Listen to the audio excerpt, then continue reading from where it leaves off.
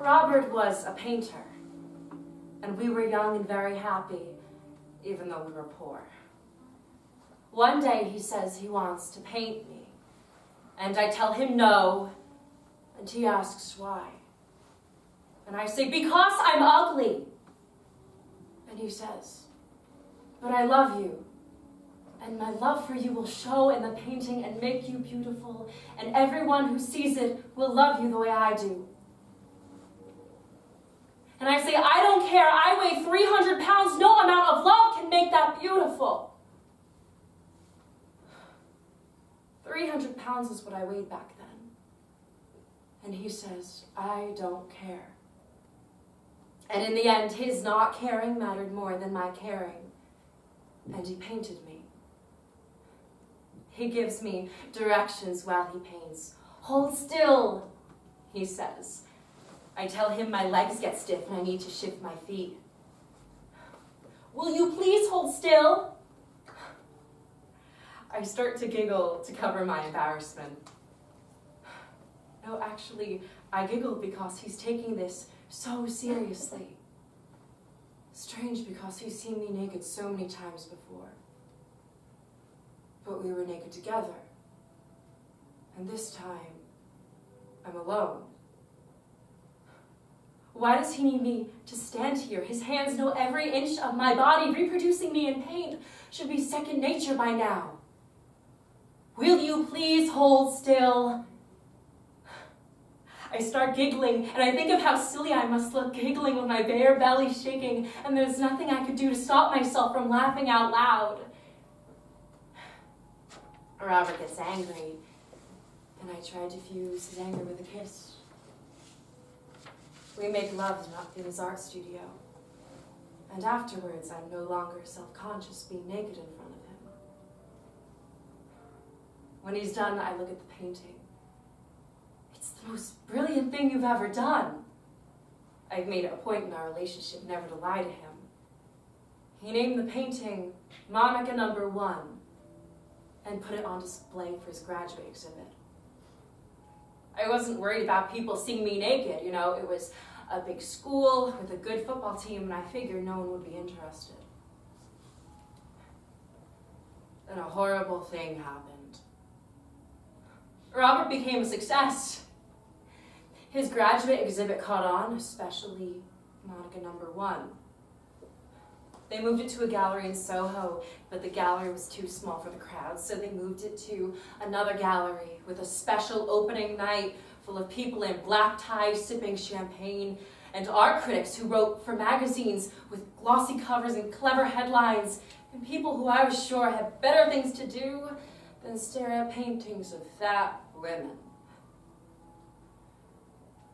It's the night of the big opening, with lots of people in black ties sipping champagne. They look at Monica No. 1, and I look at them as they look at me. Interesting. Daring. Bold. A subversive commentary on the vulnerability of the modern man. I'm a woman, but that doesn't seem to matter. Shocking. I drink a glass of champagne.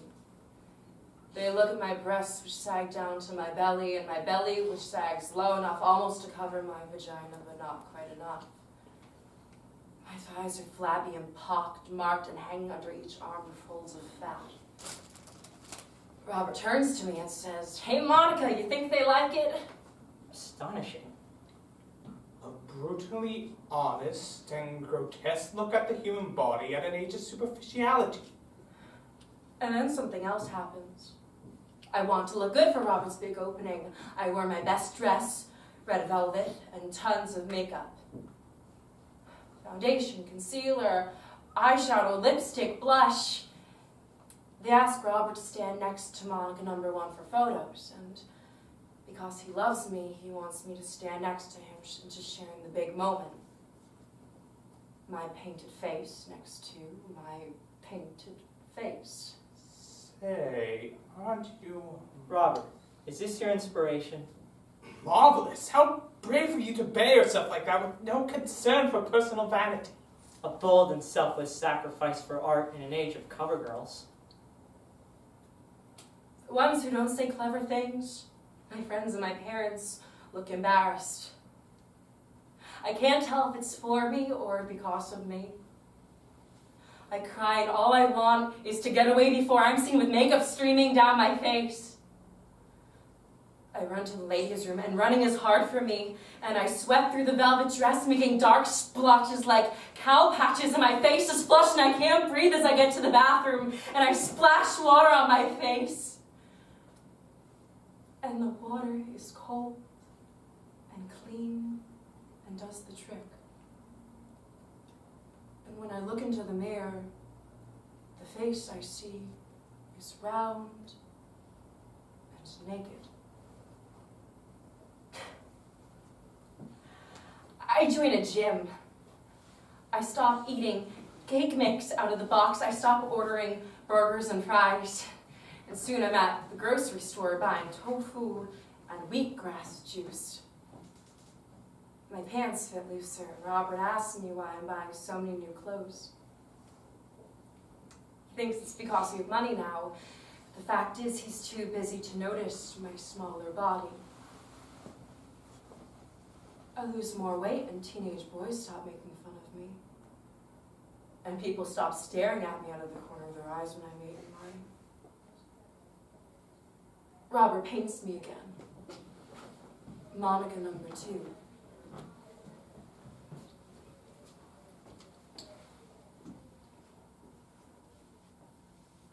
Competent, but unspectacular.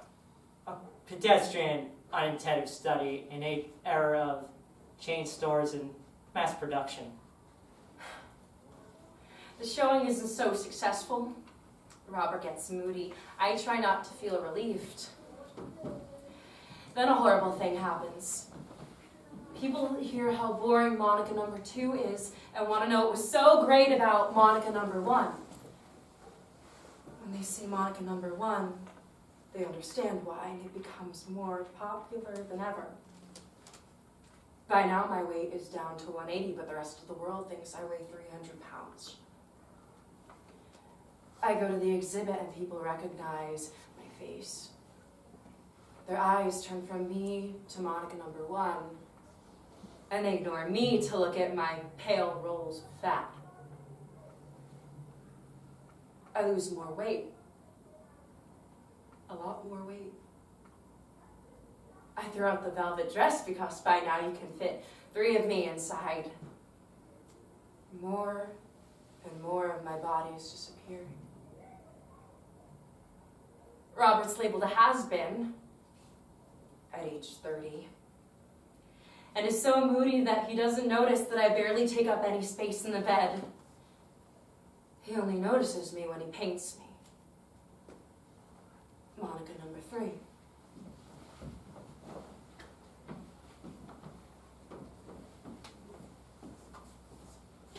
Have you tried the bean dip? A bland and pathetic confluence at an age of frozen foods. Someone mistakes it for a painting of a coat rack. Robert throws a glass of cheap champagne at the wall. I lose more weight, and I think that soon I'll be as thin as the painting. One night, Robert turns in bed and tries to grab my chest for a cheap feel, and he finds nothing. He says, "Monica, what's wrong? Where did you go?" And I ask him if he still loves me, and if his love for me can show in the painting so that everyone will see it and love me too. And he says that no one's interested in his paintings anymore. He's calling it quits. Monica number 1 is still as popular as ever. I go to the exhibit.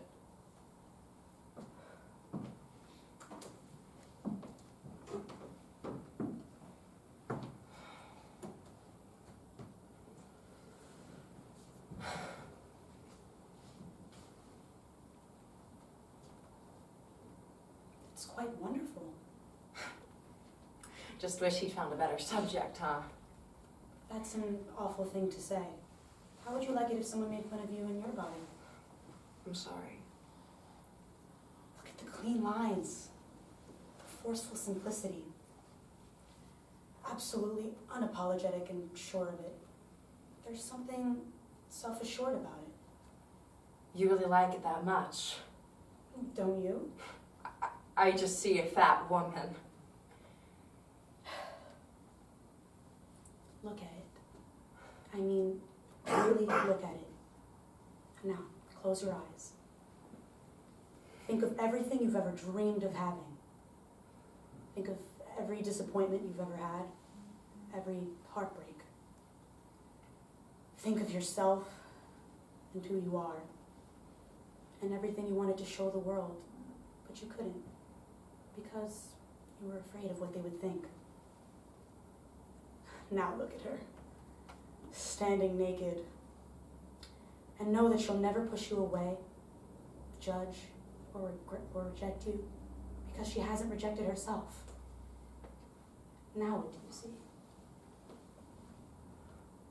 I see a really beautiful woman. There you go. Work like this is wasted on the masses. It's sad, really. Well, what are you? Are you like a critic or something? Or No, I wish. I manage a hedge fund. do you like it? No. It's boring and stressful, but it keeps me in Manhattan. I figure if I can't be an artist, I can at least be around to support great art. Are you going to buy Monica #1? No. My husband would kill me. He just doesn't get it. How long have you been married? 7 years. What about you? My boyfriend and I have been together for quite a while now. So why doesn't he pop the question? I think because, he doesn't want to. You're better off. Trust me. Love fades. Art, however, lasts forever. Do you really believe that? Sure. Do I want to?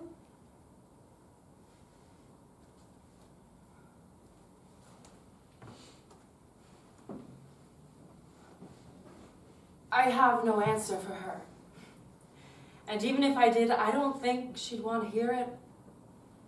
I want to wave my arms and say, hey, that's me. I'm the one that you adore. But I don't dare. She leaves me alone with Robert's painting. No one bothers me, as no one asks if I was the inspiration. And even when I stand right in front of Monica #1, I am unrecognizable from the woman who was so young and happy and in love.